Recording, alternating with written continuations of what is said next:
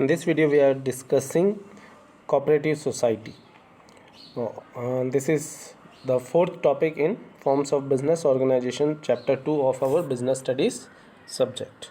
Here in this video we will discuss the features, merits and demerits of cooperative society. Now from the word cooperative itself, the meaning which comes to our mind is that there is a cooperation between people. All of them are going to work together for a common purpose. Okay, a cooperative society is a voluntary association of persons who join together with the motive of welfare of the members by providing service to them. Okay, like many of you might have seen, in near our school there is Sahakari Ubhokta Bandar. We go and buy goods, and generally we find that the prices there is little lower than the other shops. Okay, and even some say that the ones who use the products feel that the product there is of better quality. So we trust that the cooperative societies are giving us better quality products at a reasonable lower price. Now, as discussed, cooperative societies are formed by voluntary association of persons. No, these persons have common interests. They all come together with the common purpose. Okay, they eliminate the middleman. They work on a larger scale to reduce the cost. Okay, now this is one important point, that to form a cooperative society a minimum of 10 persons are required, and the registration of cooperative society is also compulsory under the Cooperative Societies Act 1912. Okay, features: voluntary association. Okay, any person who wish to become the member of a society can apply for the membership. He has to pay the membership fees.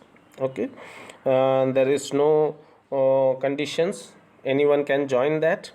Okay, and he can leave the cooperative society if he wish to do that also. Okay, there is no compulsion to remain as a member also.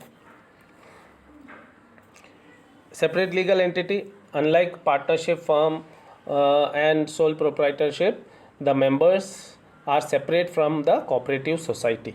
Cooperative societies are registered under the Cooperative Society Act, and as soon as the registration is complete, they are considered a separate legal entity in the eyes of law. They can enter into contract, they can buy property in their name, they can sell property in their name. Okay, and since the cooperative society has a separate legal entity from its members, the liability of the members are limited. Their personal assets cannot be used for settling the liability of the cooperative society. Control: here this one is one important feature of cooperative society which we don't find in other forms of business organization. In cooperative society, every member have a vote. One member, one vote, irrespective of the capital contributed by him. One member may have contributed a lot of capital, still he will get one vote equal to the member who has contributed less capital. Okay, these members elect managing committee, and the managing committee manages the cooperative society's affairs.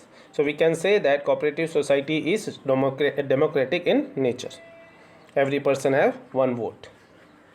Service motive: the main objective of setting up a cooperative society is service to its members. Its main objective is not to earn profit, but to provide services, good quality products at a fair price to its members. If any surplus it is earning, it will be distributed among the members. Merits: from the features itself, the merits and demerits come. Like equal voting right is one of the merits. Okay, that means every member, irrespective of its capital contribution, have equal vote. But this is also one of the drawback. Because of that, many people or many persons do not take initiatives or take risk in the cooperative societies. Limited liability, since cooperative society is having a separate legal entity from its members, it is having limited liability. This is one of the merits of cooperative society, that members liability is limited to the extent of amount unpaid by them from the membership. Stable existence, since cooperative society has a separate legal entity, it is not affected by the death or insolvency or insanity of its members. If members may come and go, but the cooperative society will continue to exist.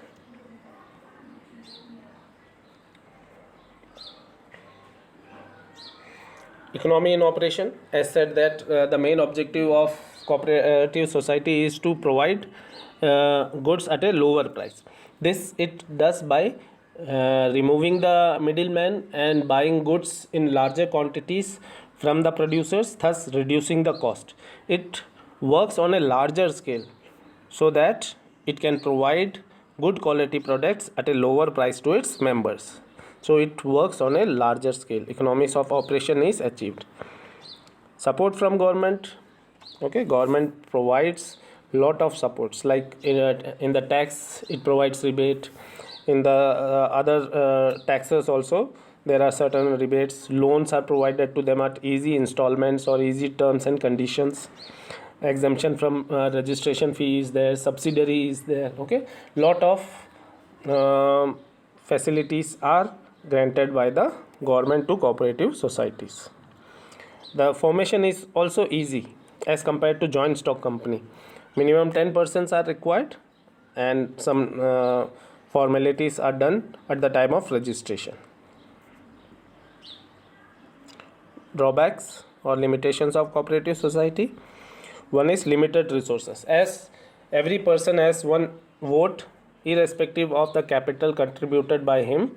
The members are not willing to invest a lot in cooperative society, okay, because of the one member one vote thing. Okay, so it discourages members from investing huge amount.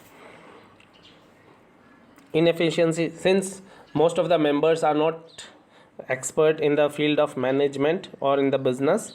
They are common people with who take part in the management at when they have this leisure time. They are not full-time directors, they are part-time directors, they are not experts, and even the cooperative society do not have enough funds to employ expert people or expert managers. So there is inefficiency in the management of cooperative society. Lack of secrecy, since voting is done, the books of accounts should be presented in the board meetings, everything is discussed openly, so nothing is kept as secret in the cooperative society. Government control, government appoints some officials in cooperative society, so government has a control in the management and in the day-to-day affairs of the cooperative society. There is interference, so there is no flexibility in the operations of cooperative society. The managers are not free to take decisions. Difference in opinion, since cooperative society is managed by the elected members, many times political views and opinions hamper the growth of cooperative societies. Political people enter into cooperative societies for their own interest, which harms the cooperative society.